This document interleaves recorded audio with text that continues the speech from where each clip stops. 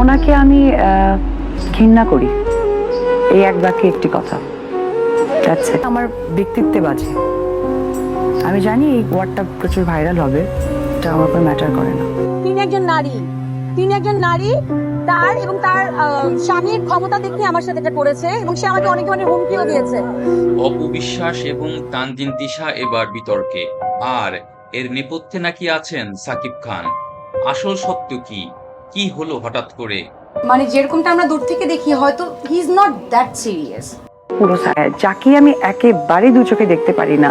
সাকিব খানের সাথে সিনেমা করার কথা ছিল তানজিন তিশার সোলজার সিনেমায়, কিন্তু তানজিন তিশার ঝামেলার কারণেই নাকি এই সিনেমার শুটিং হয়নি শেষ পর্যন্ত। এবং এর আগে অপু বিশ্বাসের সাথে এক শুটিং এ সাকিব খানের সামনেই বিতর্কে জড়িয়ে পড়েন নাকি তানজিন তিশা।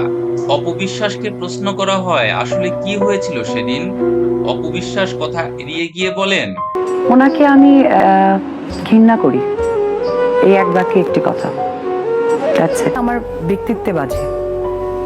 আমি জানি এই ওয়ার্ডটা প্রচুর ভাইরাল হবে, এটা আমার উপর ম্যাটার করে না। এদিকে তানজিন তিশা অভিযোগ করেন তার কোনো দোষ ছিল না, বরং অপু বিশ্বাস এবং সাকিব খান স্ত্রী আর স্বামী মিলে তার শাড়ি পরা নিয়ে ঝামেলা করেন, কিন্তু এই শাড়িটি আমি পরতে চেয়েছিলাম। তো তিনি একজন নারী তার এবং তার স্বামীর ক্ষমতা দেখে আমার সাথে এটা করেছে এবং সে আমাকে অনেক ধরনের হুমকিও দিয়েছে। আমি ৭০,০০০ টাকার শাড়ি আত্মসাৎ করেছি বা প্রতারণা করেছি। অপু বিশ্বাস যদিও সরাসরি কথা না বলে একটু এড়িয়ে গিয়ে বলেন, দেখুন এরা নাটকের নায়িকা, এসব কথা ইচ্ছে করে বলে যাতে আলোচনায় থাকতে পারে এবং সিনেমার পরিচালকদের নজরে পড়ে।